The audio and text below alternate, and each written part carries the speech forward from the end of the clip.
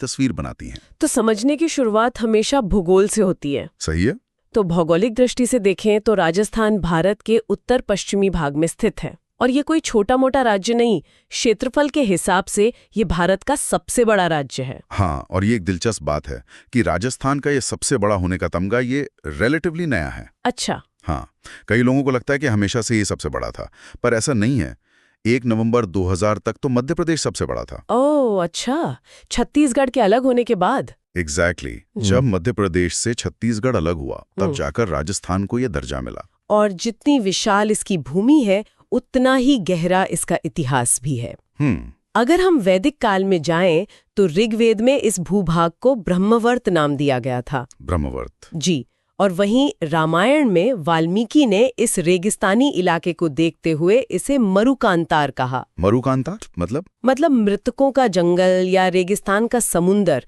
ये नाम ही बताते हैं कि हजारों साल पहले लोग इस जमीन को कैसे देखते थे। एक नाम आस्था से जुड़ा है, दूसरा भूगोल से। जी। लेकिन जो नाम आज हम जानते हैं राजस्थान, जी, इसका सफर कहाँ से शुरू हुआ? देखिए, राजस्थान शब्द का सबसे पुराना लिखित प्रमाण हमें मिलता है सिरोही के वसंतगढ़ शिलालेख में। ओके। जो विक्रम संवत 682 का है। उसमें एक शब्द है राजस्थानी आदित्य। अच्छा, राजस्थानी आदित्य।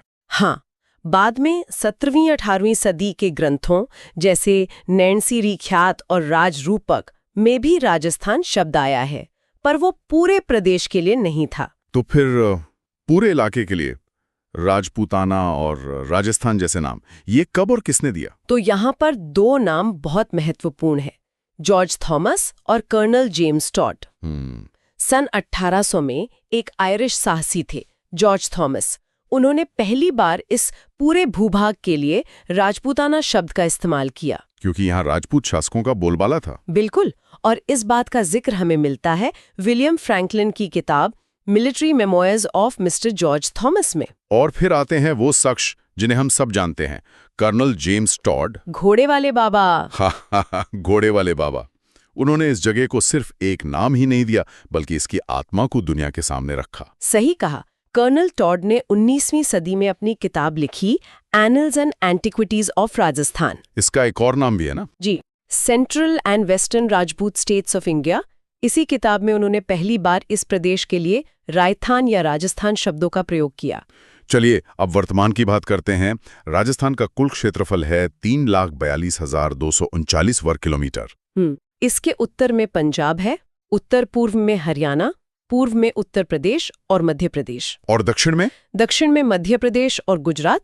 लेकिन इसकी पश्चिमी सीमा सबसे अलग है। अलग किस लिए? क्योंकि वो एक अंतर्राष्ट्रीय सीमा है जो पाकिस्तान से लगती है। जी, जिसे हम रेड क्लिफ रेखा के नाम से जानते हैं। इसकी कुल लंबाई 1070 किलोमीटर है। और इस विशाल राज्य के अंदर भी बहुत विविधता है। एक तरफ जैसलमेर जैसा विशाल जिला और दूसरी तरफ धौलपुर जैसा छोटा सा जिला। आपको अंदाजा लगे, धौलपुर का क्षेत्रफल पूरे राजस्थान का सिर्फ 0.89% है। सिर्फ 0.89%? एक ही राज्य में इतनी विषमता। जी। अब बात करते हैं आधुनिक राजस्थान के गठन की। तो 30 मार्च 1949 एक बहुत ही महत्वपूर्ण तारीख है। क्या हुआ था इस दिन? इस दिन वृहद राजस्थान संघ का निर्माण हुआ था। इसमें जयपुर, जोधपुर, जैसलमेर और बीकानेर जैसी उस वक्त की सबसे बड़ी रियासतें शामिल हुईं। अच्छा, तो ये लगभग आज का राजस्थान का स्वरूप था? एक तरह से हाँ। और इसी वजह से हर साल 30 मार्च को हम राजस्थान दिवस मनाते हैं। और फिर 26 जनवरी 1950 को जब भारत का संविधान लागू हुआ, तब इस प्रदेश को आधिकारिक तौर पर राजस्थान नाम दे दिया गया। उस समय जयपुर के महाराजा सवाई मानसिंह को राज्य का पहला राज प्रमुख बनाया गया था। जी, और वे एकमात्र राज प्रमुख थे। और पंडित हीरालाल शास्त्री पहले मनोनीत मुख्यमंत्री बने। और आबादी की बात करें तो 2011 की जनगणना के हिसाब से, वर्ष 2011 की जनगणना के अनुसार राजस्थान की कुल जनसंख्या करीब 6.85 करोड़ थी, जो भारत की कुल आबादी का लगभग 5.66% है। तो जनसंख्या के मामले में राजस्थान देश में 7वें स्थान पर है। जी, ठीक है। आप कुछ जरूरी तथ्य फटाफट देख लेते हैं जो अक्सर पूछे जाते हैं। स्थापना दिवस तो हो गया 30 मार्च 1949। राजधानी जयपुर। कुल जिले और संभाग 50 जिले और 10 संभाग। विधानसभा सीटें 200, लोकसभा सीटें 25 और राज्यसभा सीटें 10। कुछ पहले व्यक्तित्वों की बात कर लेते हैं। पहले राज्यपाल कौन थे? पहले राज्यपाल थे श्री गुरुमुख निहाल सिंह और पहले मुख्यमंत्री, जैसा हमने बताया, श्री हीरालाल शास्त्री।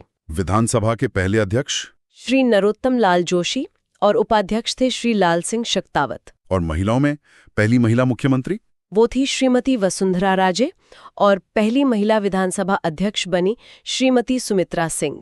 और अब आते हैं राज्य के प्रतीकों पर। राज्य पशु चिंकारा और ऊंट, पक्षी गौडावन, वृक्ष खेजुड़ी और पुष्प रोहिड़ा। हर एक के पीछे एक कहानी है। तो चलिए इन्हीं कहानियों में उतरते हैं। शुरुआत करते हैं राज्य वृक्ष खेजड़ी से। इसे 31 अक्टूबर 1983 को दर्जा मिला। जी, खेजड़ी सिर्फ एक पेड़ नहीं है, ये राजस्थान के जीवन का आधार है। इसीलिए इसे थार का कल्प वृक्ष कहते हैं। मतलब वो पेड़ जो सारी इच्छाएं पूरी करता है। हाँ, और इसे रेगिस्तान का गौरव भी कहा जाता है। इसका वैज्ञानिक नाम है प्रोसोपिस सिनेरेरिया। इसे अलग अलग जगहों पर अलग अलग नामों से भी जाना जाता है ना? जी, जैसे पंजाब और हरियाणा में जांटी, सिंधी में छोकड़ा और बिश्नोई समाज में इसे पवित्र शमी वृक्ष के रूप में पूजा जाता है। इसका धार्मिक महत्व भी है। दशहरे के दिन इसकी पूजा की जाती है। बिल्कुल, और सरकार ने भी इसके महत्व को समझा। 5 जून 1988 को इस पर 60 पैसे का डाक टिकट भी जारी किया था। खेजड़ी से जुड़ी एक बहुत ही दिल दहला देने वाली घटना भी है, अमृता देवी बिश्नोई वाली। हाँ, वो बलिदान शायद दुनिया में पर्यावरण संरक्षण के लिए अपनी जान देने की सबसे बड़ी घटना है। 363 लोगों का बलिदान पेड़ों के लिए। जी, 1730 में जोधपुर के खेजड़ेली गांव में अमृता देवी बिश्नोई के नेतृत्व में 363 लोगों ने पेड़ों को बचाने के लिए अपनी जान दे दी। और इसी की याद में खेजड़ली दिवस भी मनाया जाता है। हाँ, हर साल 12 सितंबर को। इसकी शुरुआत 1978 में हुई थी और इसी महान बलिदान की याद में 1994 से अमृता देवी वन्यजीव पुरस्कार भी दिया जा रहा है। वाकई, तो खेजड़ी की कहानी अब बलिदान और प्रकृति से गहरे जुड़ाव की है। अब बात करते हैं राज्य पुष्प रोहिड़ा की। रोहिड़ा को भी खेजड़ी के साथ ही 31 अक्टूबर 1983 को राज्य पुष्प घोषित किया गया था। इसका वैज्ञानिक नाम है टेकोमेला एंड्यूलाटा। इसे मरुशोभा भी कहते हैं ना? रेगिस्तान की सुंदरता। बिल्कुल, इसके चटक केसरिया नारंगी फूलों की वजह से, और इसकी लकड़ी बहुत मजबूत होती है, जिसे मारवाड़ तीक भी कहते हैं। इसीलिए इसे रेगिस्तान का सागवान भी कहा जाता है। अब आते हैं राज्य पशु पर। यहाँ एक मजेदार बात है कि राजस्थान के 2 राज्य पशु हैं। ऐसा क्यों? ये एक बहुत अच्छा सवाल है। इसके पीछे एक सोच है। एक है वन्यजीव श्रेणी में और दूसरा है पशुधन श्रेणी में। अच्छा, वन्यजीव श्रेणी में चिंकारा है, जिसे 22 मई 1981 में राज्य पशु घोषित किया गया था। ये छोटा हरिण के नाम से भी जाना जाता है। ये एक वाइल्ड एनिमल है। और दूसरा पशुधन श्रेणी में ऊंट है, रेगिस्तान का जहाज। जी, ऊंट को 19 सितंबर 2014 को पशुधन श्रेणी में राज्य पशु का दर्जा दिया गया। इतना बाद में? इसकी क्या वजह थी? इसकी सबसे बड़ी वजह थी ऊंटों की घटती संख्या और ऊंट वध को रोकना। ऊंट सिर्फ एक जानवर नहीं, बल्कि राजस्थान की ग्रामीण अर्थव्यवस्था और संस्कृति का एक अहम हिस्सा है। और ऊंट से जुड़ी कलाएं भी तो बहुत हैं, जैसे उस्ता कला। हाँ, बीकानेर की प्रसिद्ध उस्ता कला और गोरबंद तो ऊंट के गले का एक बहुत ही खूबसूरत आभूषण है, जिस पर लोकगीत भी बने हैं। अब बात करते हैं आसमान की। हमारा राज्य पक्षी है गोडावण। Great Indian bustard. इसे 1981 में राज्य पक्षी घोषित किया गया। स्थानीय भाषा में लोग इसे मालमोरड़ी या सोन चिड़िया भी कहते हैं। पर दुख की बात यह है कि ये आज भारत के सबसे संकटग्रस्त पक्षियों में से एक है। जी हाँ, बिल्कुल। ये IUCN की क्रिटिकली एंडेंजर्ड प्रजातियों की सूची में है। मतलब विलुप्ति से बस एक कदम दूर। और ये पाया कहाँ जाता है? मुख्य रूप से जैसलमेर, बाड़मेर के राष्ट्रीय मरु उद्यान, बारा के सोरसन और अजमेर के सोनखलिया क्षेत्र में। इसे बचाने के लिए भी तो कोई प्रोजेक्ट शुरू हुआ था। जी, 5 जून 2013 को जैसलमेर से प्रोजेक्ट ग्रेट इंडियन बस्टर्ड की शुरुआत की गई। पेड़ों और जानवरों के बाद अब संस्कृति की ओर बढ़ते हैं। राजस्थान का राज्य नृत्य है घूमर। हाँ, घूमर। इसे 1986 में राज्य नृत्य का दर्जा दिया गया। इसे नृत्यों का सिरमौर और राजस्थान की आत्मा भी कहते हैं। ये मूल रूप से भील जनजाति का नृत्य था, सही कहा ना? बिल्कुल, जिससे बाद में राजपूत महिलाओं ने अपना लिया और ये राजघरानों से होता हुआ पूरे राजस्थान की पहचान बन गया। केसरिया बालम आओ नी पधारो मारे देश, ये सुनते ही राजस्थान की एक पूरी तस्वीर आंखों के सामने आ जाती है। ये हमारा राज्य गीत है। और इस गीत में राजस्थान की मेहमान नवाजी की आत्मा बसती है। इससे पहली बार उदयपुर की मांगी बाई ने गाया था, लेकिन अंतर्राष्ट्रीय पहचान बीकानेर की अल्लाह जिलाई बाई ने दिलाई। और उन्होंने इसे मांड गायन शैली में गाया था। जी, मांड राजस्थान की एक खास लोक गायन शैली है।